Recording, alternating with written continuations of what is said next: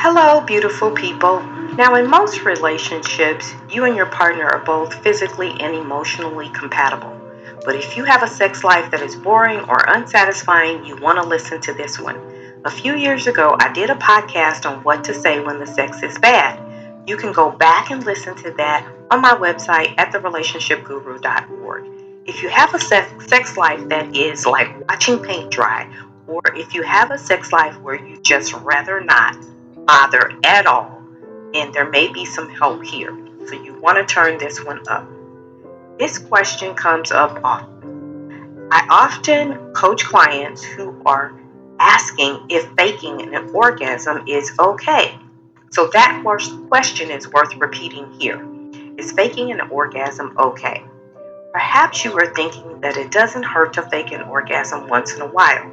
Let me say it for everyone. It is not okay. I get it. Sometimes you're tired and you just want the sex to end and you don't want to make your partner feel insecure about not getting you to your happy ending. If you're somebody whose partner or partners has thought that you've reached your climax because you faked it or because they reached theirs, then I want you to hear this message. Your pleasure matters. You have the right to an orgasm if your body desires it. It comes along with consensual sex, of course. You have the right to decide not to fake it. It does not do anyone any favors to pretend that you've orgasmed when you have not. Dishonesty does not lead to better sex. Let me say that again, because dishonesty does not lead to better sex. In fact, your sex life might be suffering or already headed towards a suffering situation. Your partner or partners may think they know how to bring you pleasure when they don't because you've been faking it.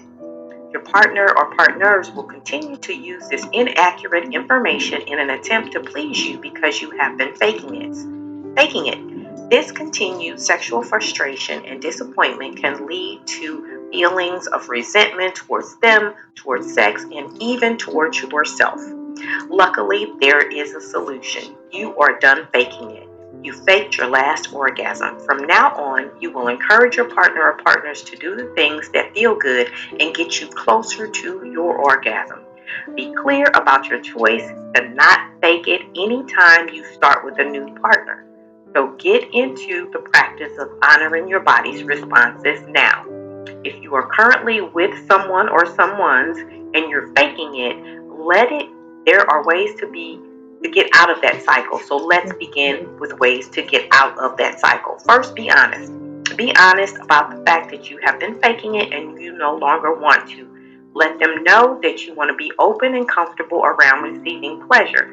If you're unsure about what to say, start by telling them what feels good.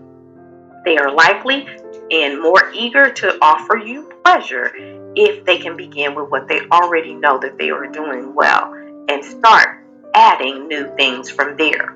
So explore new things together that you are curious about. It could be specific techniques, roles, role play, sex toys, body parts fail, think people get tired. And so there are lots of things to heighten the experience of sex, including text messages, sexy talk, wearing lingerie, acting out fantasies, so on and so forth. Also, talk about what happens if orgasm is not going to happen. Discuss solo sex and self-pleasure, and if that is an option while your partner is present. There are lots of pressure to perform nowadays, and it's not always helpful when you are putting pressure on somebody's performance. Lighten up and be open and honest about things that happen or don't happen. There are lots of solutions out there for help. If you are interested in receiving more information around this topic, email me at connect@therelationshipguru.org. Ciao for now.